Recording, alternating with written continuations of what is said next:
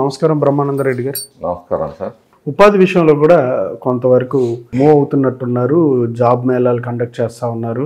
వేరే ప్రాంతం, వేరే జిల్లాల ఉద్యోగాల గురించి అయినా ఇక్కడ యువతని మోటివేట్ చేయడానికి దాని కార్యాచరణ ఎట్లా జరుగుతుంది? మేము ఈ అధికారంలోకి వచ్చిన తర్వాత ఇప్పటికి రెండో జాబ్ మేళా నిన్న జరిగింది. సెకండ్ అయితే మొదటి జాబ్ మేళా భారీ ఎత్తున చేయటం జరిగింది. నిన్న కేవలం అమర్ రాజా గ్రూప్ ఆఫ్ కంపెనీస్ వారి సౌజన్యంతో మరి దీని విషయం దానికి సుమారుగా ఒక 175-180 మందికి అపాయింట్మెంట్ లెటర్స్ ఇవ్వటం జరిగింది. ఓకే. అలాగే ఇక్కడ కూడా బాబు గారు కూడా ప్రతి కాన్స్టెన్సీలో కూడా ఒక ఇండస్ట్రియల్ సెజ్ను ఏర్పాటు చేయాలనేది లక్ష్యంగా పెట్టుకున్నారు. కాబట్టి భవిష్యత్తులో అది కూడా జరుగుతుంది. ఎందుకంటే కాస్త చౌకగా, కాస్త నీటి అందుబాటులో పొలాలు, స్థలాలు దొరుకుతాయి. కాబట్టి ఇక్కడ డెవలప్ చేయడానికి అవకాశాలు ఉన్నాయి. వాటిని కూడా మాకైతే మా అదృష్టంగా మా పార్లమెంట్ సభ్యులు కూడా మాతో ఏ అభివృద్ధి కార్యక్రమంలో కూడా వారు మాకు పూర్తిగా సహకరిస్తున్నందుకు మాచర్ల నియోజకవర్గ ప్రజల తరఫున వారికి కూడా ధన్యవాదాలు.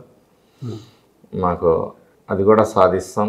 ఈ రాష్ట్రంలో 100%కి న్యాయం చేయలేకపోవచ్చు, కానీ జగన్మోహన్ రెడ్డి ప్రభుత్వంలో జరిగిన నిర్లక్ష్యం, దోపిడీ విధానం ఎలా అంటే ఈ రాష్ట్రంలోకి ఒక కంపెనీ రావాలి అంటే భయపడే పరిస్థితి, ఉన్న కంపెనీలు పారిపోవటం మూలంగా ఈ రాష్ట్రంలో నిరుద్యోగుల సంఖ్య పెరిగిపోయింది.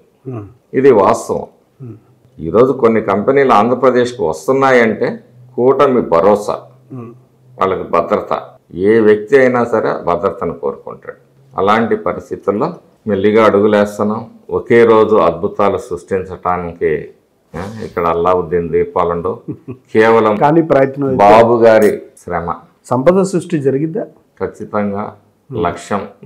ఆయన అదే లక్ష్యంతో పనిచేస్తున్నారు. ఈ రాష్ట్రం ఇలా ఉంది, ఇంత ఆర్థిక లోటు ఉంది, మనం ఏం చేయగలుగుతామని ఒక రకమైన ఆందోళనకి ఉన్నప్పటికీ కూడా మళ్ళీ ధైర్యంగా మరి ముందుకేస్తూ ఈ రాష్ట్రాన్ని ఏ విధంగా ముందుకు నడిపించాలి, ఈ ధ్వంసం నుంచి అభివృద్ధి వైపు అని చెప్పి మా నాయకుడు ప్రయత్నం చేస్తారు. లోకేష్ గారు ఇంటి పట్టాలు కూడా కొన్ని చోట్ల ఇస్తూ ఉన్నారు.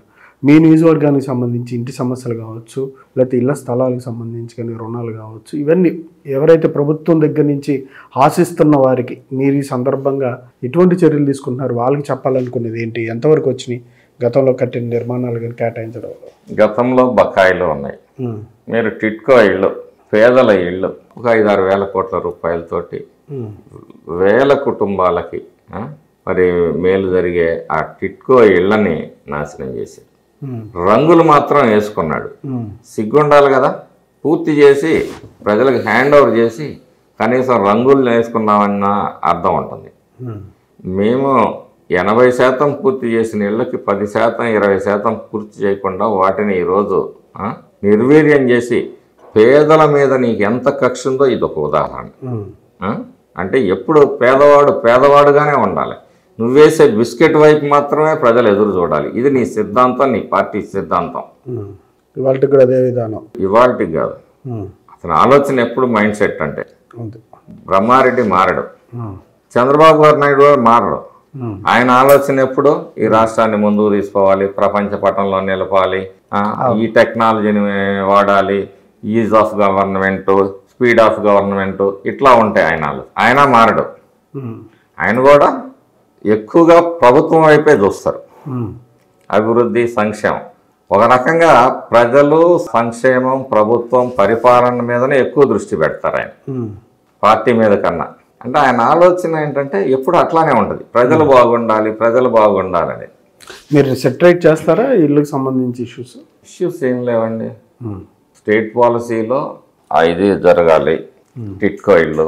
ఆ తర్వాత మేము ఇళ్ల స్థలాలు ఇస్తాము.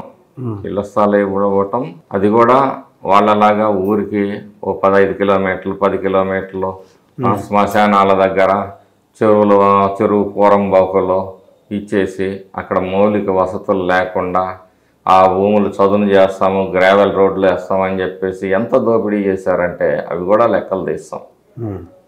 అవి కూడా తీస్తారు. తీస్తాం. Thank you sir. Thank you.